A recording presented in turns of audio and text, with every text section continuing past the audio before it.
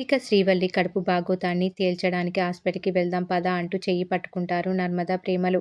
ఇంతలో సుకన్య నిన్ననే మేము హాస్పిటల్‌కి వెళ్ళాం. డాక్టర్ మందులు కూడా రాసిచ్చారు ఇవిగో అని ప్లేటు తిప్పేస్తుంది సుకన్య. ఆ మందుల్ని చూసిన ప్రేమ ప్రెగ్నెంట్ ఉమెన్‌కి ఇన్ని రకాల మందులు ఇవ్వరు. ముఖ్యమైన మందులు మాత్రమే రాస్తారు. ఇంకా ఆలస్యం చేయకూడదు. ఈ బాగోతం ఏంటో తేలాల్సిందే. పద హాస్పిటల్‌కి వెళ్దాం అంటూ శ్రీవల్లిని లాక్కొని వెళ్తుంటారు నర్మద, ప్రేమలు. ఇంతలో సుకన్య సైగ చేయడంతో కావాలనే కళ్ళు తిరిగి పడిపోతుంది శ్రీవల్లి. అది చూసిన రామరాజు అయ్యో! అయ్యో! ఏమైంది? ఏమైంది? అని అంటాడు రామరాజు. వల్లి కడుపుతో ఉందని చూడకుండా వీళ్ళు ప్రశ్నలతో చంపేస్తున్నారు.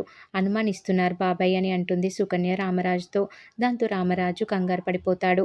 నీళ్లు పట్టించిన తర్వాత వల్లి మెల్లగా కోలుకుంటుంది. ఏమైందమ్మా అని రామరాజు అడిగేసరికి ఇంటి సమస్యలతోనే బోలెడంత టెన్షన్ ఉంటే వీళ్ళ ప్రశ్నలతో ఇంకా టెన్షన్ పెడుతున్నారు బాబాయ్ అని అంటుంది సుకన్య. మేమేం చేయలేదు మామయ్య. అక్క కడుపుతో ఉంది కదా!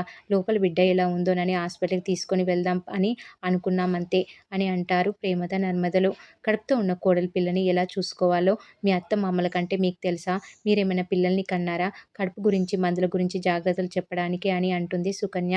అవునమ్మా! మా కోడల్ని మేము చూసుకోగలం. నువ్వు గీత అవతల ఉన్నావు. అక్కడే ఉండు. మీ నాన్న వల్లే కదా ఇదంతా జరిగింది. నీకు తెలియకుండా ఇదంతా జరుగుతుందా? ఏంటి? అంటూ నర్మదని నానా మాటలంటాడు రామరాజు.